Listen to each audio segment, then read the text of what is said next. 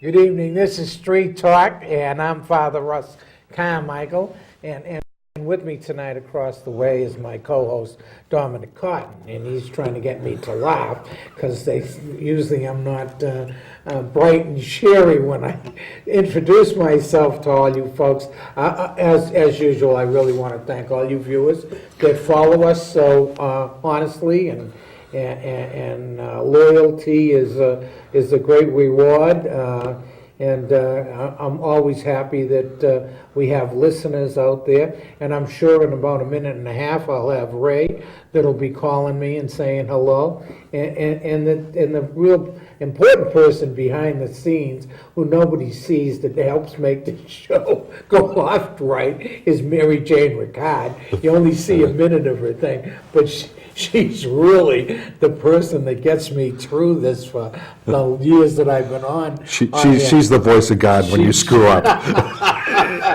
So we're doing a recap tonight and just talking. Dominic's on with me, and we're going to talk a little bit about where we're going and what we're doing. I'll probably make some nasty remarks about our mayor and stuff like that. Our mayor, Mr. Finuzio, I'm always after him. I'm hoping he's a lame duck mayor, as you all know. And because most of the Democratic Party that was out there was hoping that he'll be the lame duck too. But who knows? We can lame duck, lone schmuck. One of those two. Oh, good. You're on. Good. You're on. We should have, hopefully we're going to have a good season, and we got the new season coming up and everything. I know that I was talking to Senator Osteen, who's supposed to be coming back with us, and Kathy. I mean, she's done, so glad that she got back into office and stuff like that. I guess we're pulling out the political guns that have been undercover and in the back room where hiding because they don't want to be seen with Father. You can't blame them. I don't know about that one. They go on. They like you. I heard the governor was like all over you in the back room at Muddy Waters. No, he wasn't. He was saying no pictures. Darren, if you can see the Facebook, you folks that got Facebook that go on my Facebook and everything, and God bless Darren. Darren's maybe out there right now watching, and Bobby's watching the show, I'm sure, and everything else like that. Darren said, "No pictures for you, Father." Right? So he sits down to get the picture because the governor was going to take his picture because he had met Darren before, and because he's acquired brain injury. So the governor's being real good. But Darren was fooling around. No pictures with you. And the governor says, "You heard him, Father. No pictures." Well, yeah, okay. I said, "We'll be at war tomorrow, right?" And then Nancy was there. I mean, it was, what a terrific night. Lieutenant Governor. I love Nancy Wyman. I think she's such a fine lady. Did so much work for us. She did. And she did. She was having more fun with Bobby and Darren, and they had to pull her away to get her up on the stage. It was really a nice night for us because, well, you've worked all over the state. We've worked all over the state, and I guess a lot of people didn't realize how much work we really do when we come out of the, we come out of the woodwork, and they went, "What? Where have these people been around for all this time?" Yes, we have. A lot of years, a lot of working. You, of course, are so good working with Across the Aisle. Father, obviously, is a down and dirty Democrat, union guy. I call you severely democratic. Severely democratic. When they talk to us, I said, my co-host, he's a little severely democratic. He can't help himself. People say I'm left Elizabeth Warren. That's okay. They still can't figure out who the heck I am. Well, that's okay. We got so many good friends. Ernie Hewitt. I mean, I was so I mean, I was so happy that he devastated his opponent, and they ran one of the filthiest campaigns I've ever seen, and unjustifiably, and I mean, basically, to me, it was racist as you could. And Ernie, our community showed them that, guess what? We love Ernie Hewitt. Obviously, Ernie, you know we love you. You've always been on our side. Clearly, for the homeless and the disabled and the people who suffer under the justice system, you've been with us down and solid for years. I mean, I got, and if you want to find Ernie and all his constituency, you go to Dunkin' Donuts, we know where he is. On his way to the office, he'll stop, talk to you, do whatever. He's just super. So that was a big, that was really happy. And of course, Mike Passero did a lot of work for people, and of course, Mike is running for mayor, our choice for the mayor in London, and our people are supporting him. And a lot of people like the show that he came on and did with us the other week. Oh, yeah, very informative. It was. It really was. Well, you guys made it a class show. Yeah, you. I heard you held back. I think I just called Fanuzio a fool like every once in a while. I throw in those little jabs. Yeah, exactly. So, Yeah. but, I hear that there's issues that are going on with the school system and the fact that he didn't get paperwork in time. Oh, yeah. He didn't get some things completed. Oh, yeah. This is a major problem and stuff like that. I had not studied the whole issue, okay, because I thought it was all going through. I had known that they had a meeting with the council, and I had known, well, we were talking about that with Mike. With Mike, yeah. And he brought it about and stuff like that. Well, so I got this latest thing that, Mr. Fanuzio does his screw up, okay, and it's his fault.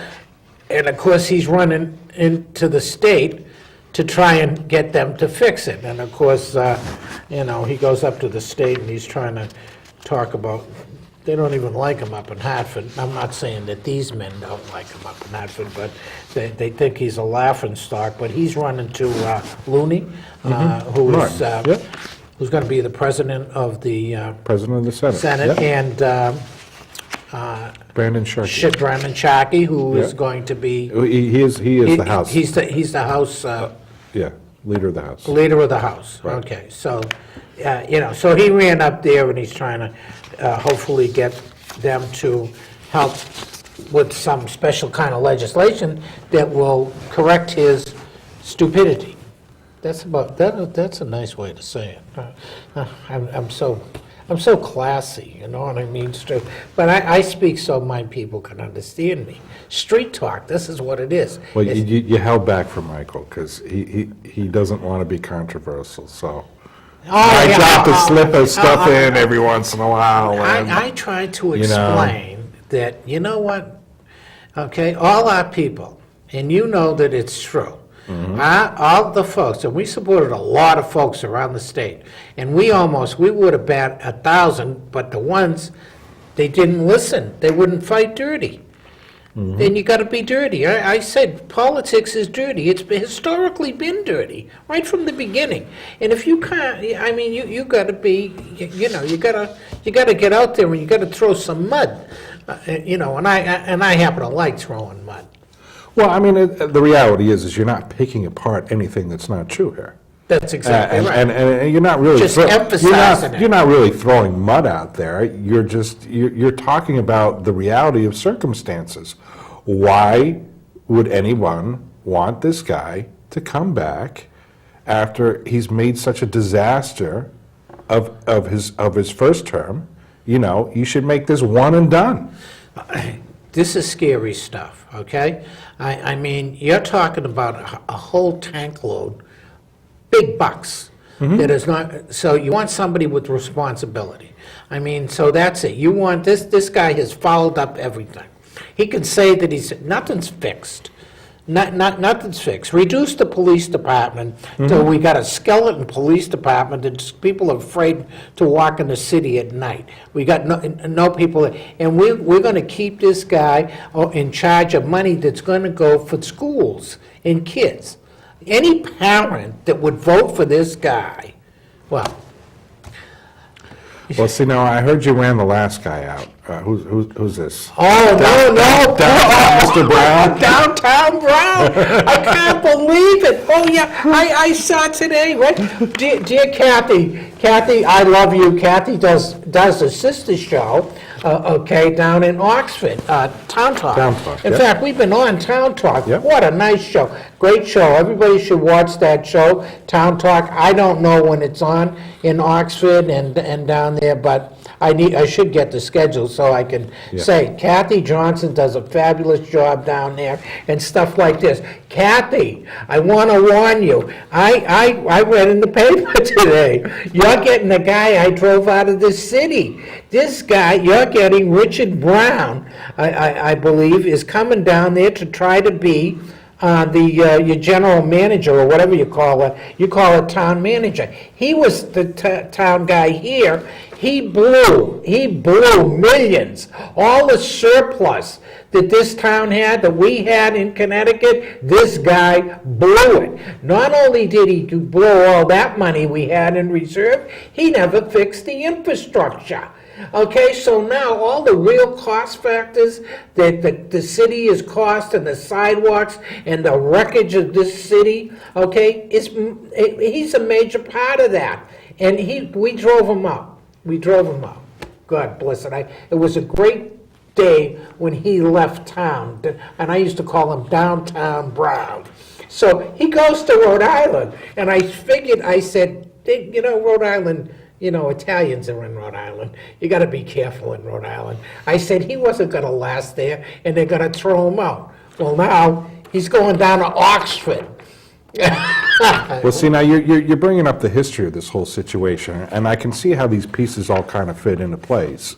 I mean, the reality of the situation is that everybody voted in a change in the charter because of downtown Charlie Brown over here. Exactly. And there was no accountability. He obviously spent through all your money. He didn't fix the sidewalks. He didn't fix the schools. And then you have 5 or 6 people who are vying for one spot with mayor, and like Fanuzio kind of snuck up in between, and people thought he was, a decent person, or he was a turncoat. He was a Republican from what, Westerly? Yes, he was. You knew that. And then he comes in here, and everybody's thinking he's the saving grace. Right. He conned everybody. Yeah. Yeah. And he finished the destruction. It's like the following, one after the other. We will have a chance, though. We will have a real opportunity of a mindset if our coalition of people, and the Democrats and the old school, get behind Mike Passero. You got to be. I mean, what person wouldn't want this guy for mayor?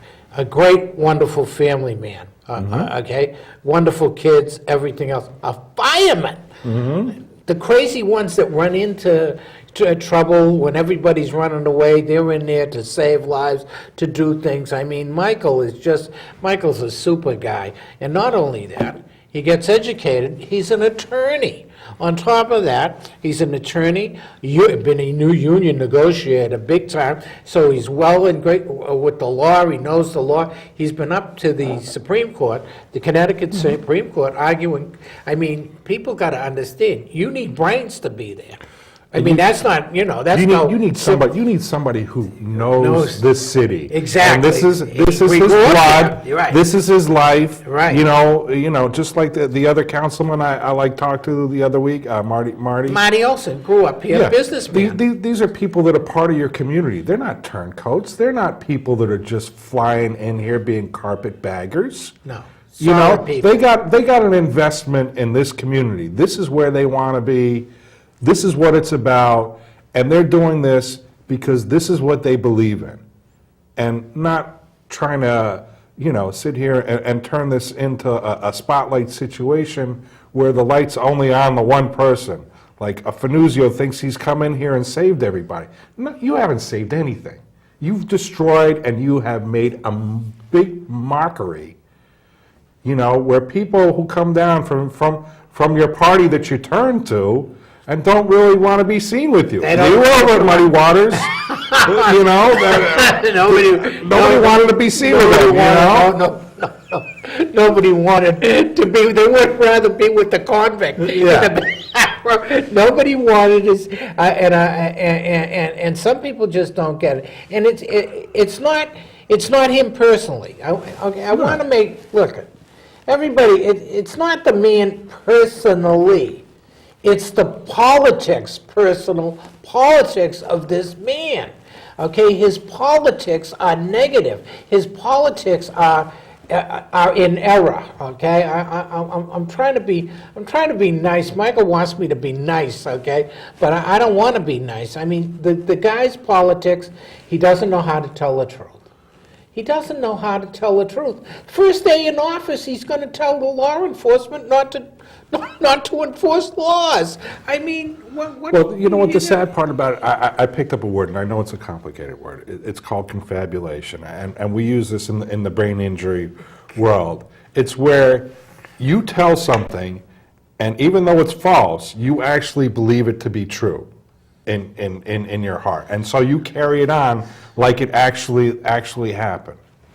Confabulation. Confabulation. I know It's it's our vocabulary word for the day. Confabulation. So, No, and it's I really- think that's really what goes on here. He says these things, and he's missing pieces of knowing how to run a city, and he actually believes that he's doing. I'm sure he believes he's doing a good job. He does. He does. That's the scary. I mean, because the way I do my show and the way I'm out there, I am out there because as an organizer, I believe you got to be out there and stuff like that. But I really, truly believe that he has some serious issues. Confabulation is a really good word, okay, to use for what's going on. He does believe that he's done a great job. This man believes that every idea is his own. He talked about the cameras. He's in the talking about police cameras, that he was the first one in the city to bring up body cams and all this stuff. I almost died, and I looked in Whale's Tail, another good place if you people are out there. Whale's Tales 2 is on Facebook. Sometimes I get along with them, sometimes, but they're really informative. If you got the computer and you go on Facebook, read Whale's Tales 2. They're really, sometimes they get crazy like me too, but they're really informative and up to date. Passionate. They're passionate. Oh, nice. Passionate. Thank you. You're passionate. Passionate. I'm passionate. But he takes on credit, like I did it, and we did shows 8-9 years ago, and about we wanted the police cams and all that stuff in the city. Not only our show, we had a Kathy Mitchell, I believe, did stuff on that, and I even believed it. I believed that Marty and the group on the Republics had talked about. Getting cameras and stuff like that with the police department, sophisticated stuff. In fact, they got the thing where they can tell where shootings. There's a microphone system that they have set up. Yeah, what do you call and then it? they can triangulate exactly right. where We shooting have- is occurring. We have one of those. Yeah. And stuff like that. So I mean, he's taking credit for no. He sounds like he ran New York Police Department on what he was doing. I'm sorry. Giuliano had him as his second in command, I guess. Yeah, right. I've written papers about Giuliani. I know. You know what? I didn't see Famuzio anywhere in any parts of anything. The other thing, though, it was in the paper. I had to think about the police department, but I watched the things. There was something in the about they're doing the pictures. You get arrested with prostitutes. My picture hasn't been. I'm glad to hear that. Not yet. It's my blood pressure. Right, not yet. I think that's the funniest stuff in the world. Okay, it's the oldest profession in the world. So and now I what- always what are thought they doing? they're arresting the Johns now. You know, they've done this before. Boston did it for a while. They did it in, I think New York did it too. And different times So they're publicizing so the they're pictures. publicizing So the it pictures. embarrasses It people. embarrasses the Johns and everything else like that. It wouldn't embarrass me. In fact, if you're gonna do that, I would suggest you get on a plane and you go to Vegas, because what's the one? it's legal. Chicken Ranch is legal. Yeah, right. How does Father know all these things? Oh, goodness gracious, God. You talking about hookers and... There we go. Hey, how you doing? Hi, Ray. Hi, Baba. How you doing? How you doing? I'm doing good. You doing good? I like your buddies. You know, good. Dominic's right here. How you? How are you after your hospital visit? Everything going along okay, Ray? Turn your radio down. Turn the TV. Ray, TV down. Or I gotta hang up. Please. I'm going to church, and I'm going to say a prayer for you and Dominic. I always thank you. Thank you. You going tonight? Yeah. Oh, okay. All right. Okay. Yeah. Say hello to Pastor for me, okay? And I'm going to say a prayer for you and Dominic. You know I always need them. Father always need. I need as much prayer as everybody can get. That's right. The boss gets mad at me, man. Gives me. How's my buddy doing, Bob? Okay. Oh, Bob. Yeah. Bob's doing good. Yeah. How's Bob doing? He's doing good. He's doing good. He's doing good. He's been down to the hospital, taking care of himself and everything Oh, else. yeah? Yeah. He's doing well. Oh. Okay. Well, I want to call you and say hi to you. Okay. I'm glad you did. Hey, Dominic, nice talking to you, buddy. You too, my friend. You have a good night, all right? Yeah, good night. Good night. Prayers. Thank you, Ray. Bless you. Ray is so cool. Yeah, you got to keep the prayer chains for Gotta keep- Father. Oh, man. You Because gotta it's be it's kidding the me. only way to keep them from going crazy sometimes. You got to be kidding me, right? Yeah, because I wanted to. I was different. Well, I did want the prostitution thing makes me laugh, though. I mean, it's the oldest profession in the world. They ought to legalize the foolish thing and stuff like that, and they probably have less trouble with these sex offenders if they did it. But you know, they're not. We're a puritanical society here in New England, in our New England area, and they're not with it yet. But it would save a lot of trouble, and it would save health and wealth and all that kind of stuff. But I think it's funny. I mean, my picture, yeah, my age would be cute, right? But Let's keep you out of the paper. well, keep me out of the papers. I won't get in there for that issue. You know, I did that night. Oh, I know. The other thing is, okay, Mark Wahlberg. You know Mark Wahlberg. Marky Mark and the Mark, Funky right? Bunch. Right. You know he's from my area, right? Yeah, he's trying to He's get... from the governor in Massachusetts. Yeah. Oh, you read about that, huh? Well, no, I heard about it. I heard he wants to be, what is it, expunged? Yeah. Sealed. Yeah. But he had a juvenile record as a kid. I mean, he was under 17 and everything else. So he's looking for a pardon. They call it pardon and everything else like that. Ralph is on his 47th year up there. 47 years, didn't kill anybody, can't even get out on parole, and Mark's looking for a pardon. I was going to write Mark and say, hey, Mark. I know his brother, by the way. I know Which Jimmy. one, Donnie? I know. Well, I know a couple of them. Well, one of them, we'll leave this alone for now. We'll get into the prostitution thing. But obviously, the young Marky, I didn't know him.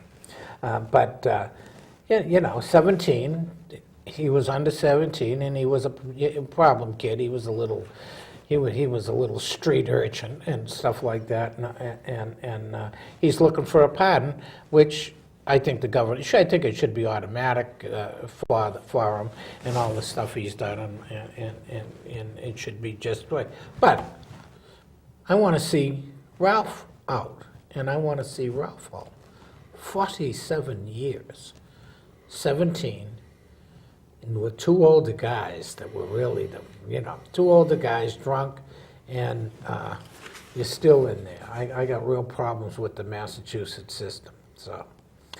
Well, I mean, I think it brings about two things that I know. Obviously, one that we're working on is the Juvenile sentencing projects. But it also brings around some other issues with juvenile justice. I mean, they're in the process of what they call doing raise the age, Right. which instead of putting, I think they're up to 17-year-olds, 16 or 17-year-olds in through the adult system, they get them in through the juvenile system and actually try to do something to reduce recidivism, Right. which basically means keeping going through the system. Right. So Not that, coming back. So to try to find out what's going wrong at a Right. young age, Right. whether it's something that's mental health, whether it's something that's family, and God bless her, Tony Walker, Representative Channing Walker. Walker, yeah, absolutely. Who I have so much respect for, just on the way that she conducts herself and can run a meeting, Yeah. and the amount of respect that she commands. You know, she's doing this big project so that they can introduce legislation to be able to sort of raise the age, and they're coordinating between DCF, between what's the name of them? Child Services? Not just that, the court system. All these different people are getting together, and they're trying Yeah. to figure out the ways that they can reduce, this young population From returning. Yeah, exactly. from returning, or and yeah. get them on the right path. Well, it's- hopefully, rather than having them sit in. They've been in trying, jail. they've been really done in Connecticut for several years, at least the years that I've been here, is the whole justice system and the juvenile justice system from the courts on out have been trying to restructure Yes. and come to grips with the difficulties. And it's a huge system. It's a difficult system. I know Dr. Eisenberg works with, well, he does the police negotiations and stuff like that, but their organization is the North American Family Institute, which is all over New England, I think based in Peabody, Mass., but they're a huge organization that deals with all different aspects of the juvenile situation, where they try to catch them in school before they get into trouble, where that if they have been in trouble, they try to assess them, evaluate them, and have a plan to restructure things so that they could stay out of the prison system. And that's what has to be done. That's really, and that's real. And of course, they want to go, but you really need to grab those kids, and it's most important that are right there at the 17, 16, 17, 18, that stage. Bless you. If you can grab those kids that are really tied in the juvenile system and do something with them, you can change things. It's harder and more difficult, obviously, when you're older and you've... Well, no, I mean, I've been dealing with this stuff. I was 15, 16 years old, and I was working in rehabilitation units, dealing with drug addiction issues and other things along those lines, because that's the point in time where if you can intervene and you give people an opportunity to get away from that, they have that opportunity to have their brains develop. Yeah, you can do something. Especially today, Tom. We're learning more and more. Okay, we are really learning more and more about the brain function, what causes these problems and stuff like that. So, I mean, with every passing day, with every passing month, we're acquiring a lot of data on what should be done. Well, You know, Kathy, I mean, Senator Osteen, big on the dyslexia and stuff like that. The majority of these people that have these problems, you find out have learning disabilities and stuff like that, frustrating learning problems, so that they have difficulty learning and stuff. And we can somehow, if we could get control and develop these things, we could do something, really impact the community. But, you know, we're on our way with. Well, and then on the other end of it, obviously, with the juvenile sentencing that we deal with, I mean, the biggest parts of this, obviously, the connections up to your frontal lobes, those are the things that give you judgment, hopefully good judgment, at a later age. Those connections aren't fully made until your mid-20s.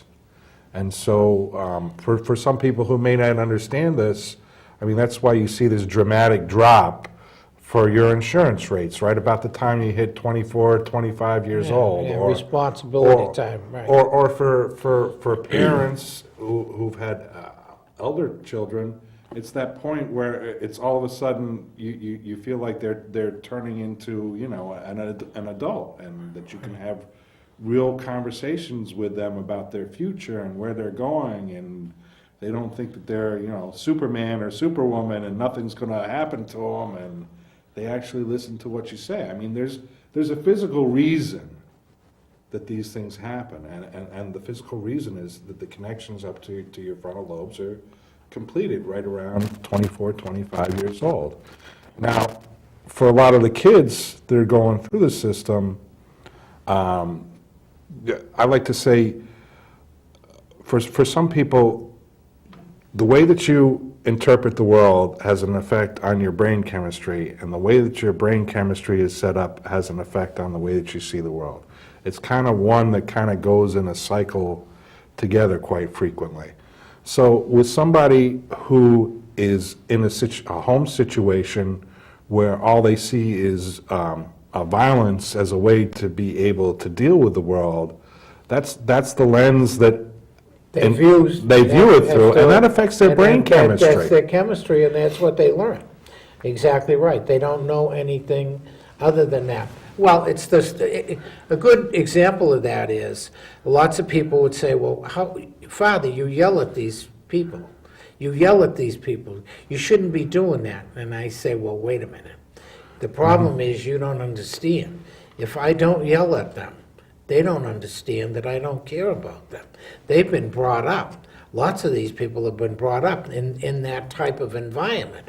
If I don't need to yell at my own children, well, maybe one, okay, for the most part, because I said, however, when you communicate, and you're like I was and raised in the street, to communicate with certain individuals, you need to escalate to what they understand. Otherwise, they look at you like, you know, who are you? Or you're some weakling. I wanted to use other words that are not fit for TV on here, but and I'm trying to clean that up.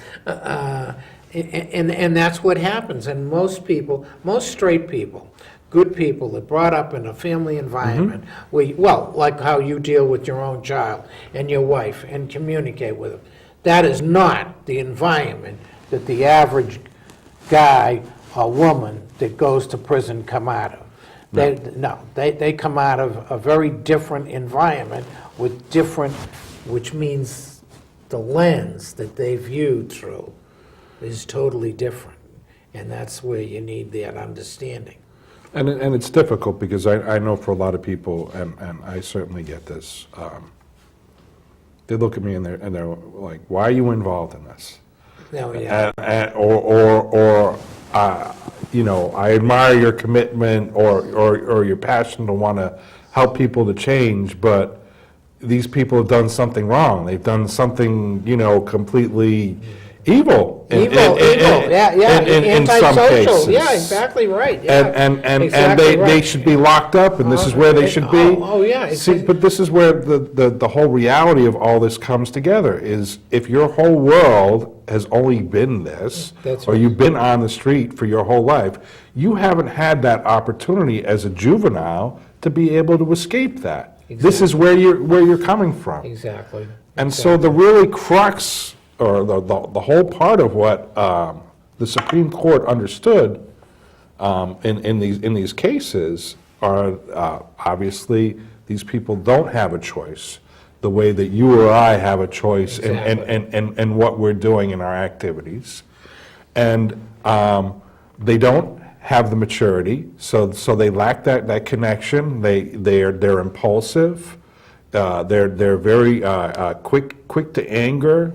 Exactly right. They don't have the same No level of negotiable- emotional control. No negotiable skills. Right. Usually, or that you could work out. Most of them lack that type of skill to negotiate something or anything else. It's So violent. they get caught up, and then they go to court, and then these kids, they're looking at, say, even a murder or another situation where they might have been the lookout for this, and somebody else might have committed the Right, murder. exactly. And because Robbery. they're an accomplice to it, they're They charged get with equally- murder. they're charged equally. And they're thinking, well, I didn't pull the trigger. Right. So Why am I getting? so that when they're offered a plea deal, and the plea deal is like 15 or 20 years, and they're saying 15 or 20 years, my life is over. I might as well go to court and see if I can beat this. Right. And now all of a sudden they're in a situation where they get convicted of a murder, even though they might not have been the trigger person. Trigger person, right. And because they didn't take a plea deal, now they're in this situation from the time of maybe 15, 16 years old, and now they got 50 years. Right, exactly. And the Supreme Court said that it's cruel and unusual punishment That's right, to do that. to take somebody's life before they've had that opportunity to really understand that they have, what they have, or the maturity to be able to understand To that, understand. and to take it away from them. I mean, it's essentially a death sentence Yeah. for a teenager. Oh, it is. And It that's what Ralph faced. This is This is- exactly what Ralph faced. This is exactly what Ralph's situation is. This is exactly what Ralph's situation. And then he gets thrown into a prison with guys, okay, older guys, and he's and he's a big guy. He was 6'6", black kid, but he's a kid. Right. You gotta understand. But he gets thrown in with a bunch of men, Yep. guys, in a violent prison, and he's got to survive. He's got to survive in a violent prison with men that are seriously dangerous and stuff like that have been, okay, and then how do you do that? And I mean, that's Ralph's story. How do you do that? Well, I don't know if it was fortunate or not. Obviously, Bobby, my associate partner, Bobby DeLello, was in there, older and stuff like that. Bobby also in there for murder, and he was also a situation where he was not the murderer. Right. There was the partner our partner that did the killing of the cop, but Bobby was in there doing the same thing because he went to court and see you later. He was in there. But by the time he got there, he took Ralph under his kind of wing and protected Ralph for years. And of course, we were doing organizing. We were doing union organizing and stuff like that, heavy stuff. And so Ralph's first 5 to 6 years he was anti-God, anti-development, learning organization and in development. So then you get a reputation in the prison as being, a troublemaker, okay, unrehabilitative and stuff like that. But But the reality of the situation yeah, is that these people who were in this situation, when they hit that point where their connections are made, they have the best opportunity to be able to develop and reform. Yeah, Yeah, but we're asking, okay, what we're asking with legislature, okay, they've been sentenced, these individuals were sentenced years ago, and we're asking for a second look. We're not asking to let them out. We're asking, like a Ralph, to say, wait a minute, here they've done X amount of years, 10, 15, 20, 30 years, okay, now, with no opportunity for parole. Now, what we're asking for, all we want is a second look. Let's take a look at this person. Has he changed? Is he capable of change?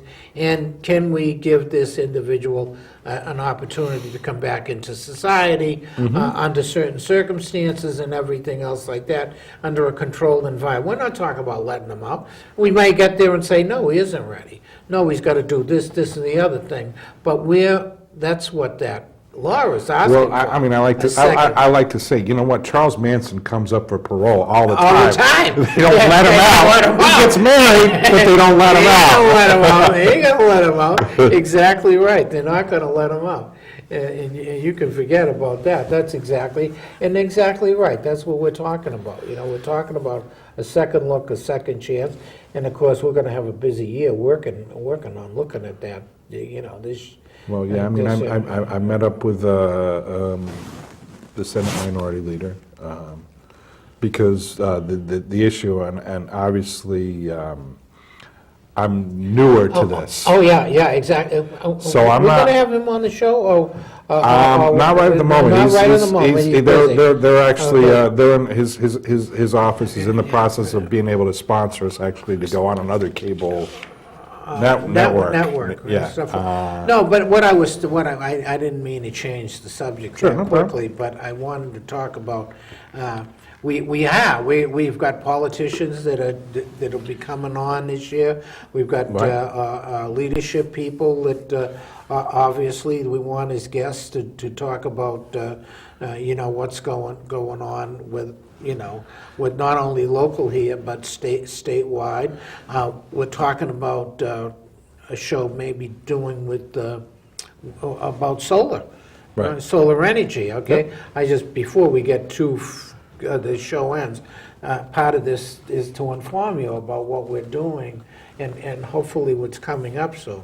But we want to talk about that. Hopefully we'll get people on to talk about the Well, energy. I'm actually, and I know we sat down and spoken with Tim Bowles, because he was on Right. the Energy Committee, and right at the moment, I believe they just got finished doing this in East Lyme. They're doing in my community down in Milford. They're doing Solarized Milford. Right. And what they do is they sort of vet an installer, and they get a lower discounted price because the people of Milford are involved in getting their neighbors and other people on and learning about solar energy and what the opportunities are right at the moment. And I know I went down to our city hall on Wednesday, and the place was packed. Yeah. I mean, they had them, you know, they opened up the upper galleries because they were, and the reality is, I mean, Connecticut, we're about to get a big jump in our electric prices. In our electric prices, And, right. and that's, solar is one of the things that can insulate you from that, because the price stays the same. It Yeah. doesn't keep going up the way that UI or CLMP come along and say, Kill you.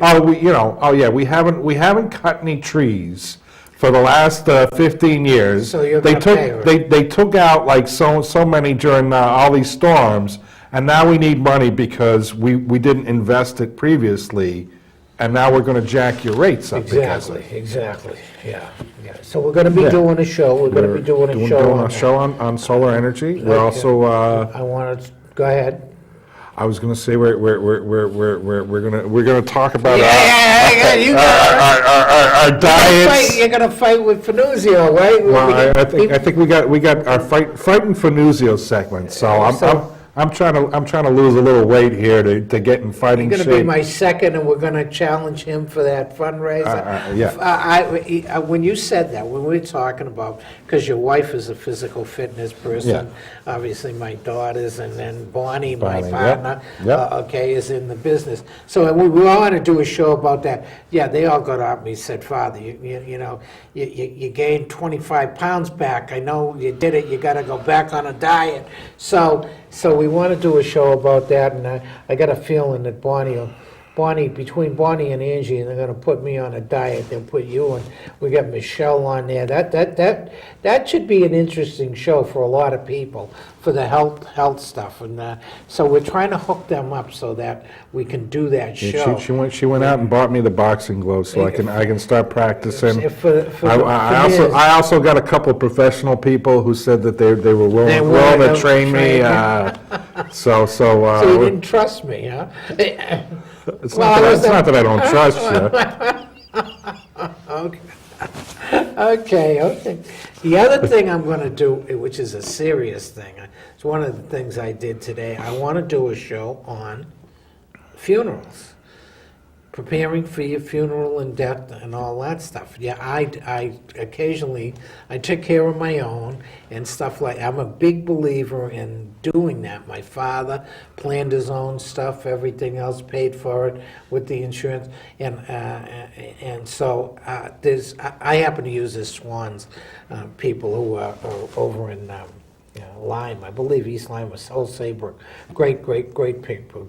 John White's over there, and Mara, and Of course, you know you can plan your Emily. own funeral, Father, but the reality is your work is not done yet. No, no, but a lot of people don't realize. I mean, No. if you do it early and you do your insurance, you can get it paid for and stuff like that, and take care of it and get it out of your mind. I mean, pay for it, get it over, and when it, they pick me, they're going to pick up, throw in the trash can. Well, burn me up first, and then use me for my ashes in the fields for, for whatever. Like cow manure. Same They could be going burn, baby, burn, disco inferno. People be dancing over there, right? Okay, but that was the kind of, basically I got most of the stuff I did want to talk about, except obviously the mayor's thing is my biggest thing. This year for me is, I basically said that I'm either gonna, Mr. Finuzio's either going to leave town, and Mr. Pissarro will be the new mayor, or I'm going to move down to East Lyme and stuff like that, and forget it. I will not. I can't believe that this town doesn't have the wherewithal, the intelligent people that would go out and vote and make sure that we get proper leadership, because we can do this year. You can go home. We can go to the voting. In fact, the Democratic Party could do it at the primary. This thing could be all over July, or I believe by August, and that's making sure that Mike Pissarro is the Democratic candidate. And if there's a primary, he wipes out whoever is, and we know the Democrats outvote everybody else here in the town. We could have, within 6 months, know where our community's going. And that's what we should do. And lame duck needs to be a cooked duck. And quite obviously, I mean, you got so many things going on here Oh, big time. that if you have the correct leadership, Oh, yeah. they're going to go right. Exactly right. You got the Coast Guard Museum coming Right. in. And I mean, he what is it? the submarine thing just got all the money. He didn't go to the thing. He insulted Joe Courtney, Congressman Courtney. And any military people that vote for this guy, you got to be out of your mind. The insult that he just did to our representative and our Congressman, Joseph Courtney, was unacceptable, and he insulted every family member and every military person in this area. Disgusting. I don't know if you know what happened. but we got the waterway money coming in here. Well, you also got the governor, he's coming in, he announced Oh. today that this is the summer of the Coast Guard. The summer of the Coast Guard. And the yeah. reality is Well, yeah, if you want this Coast Guard museum, I mean, this is gonna be privately funded. Yeah. And Families.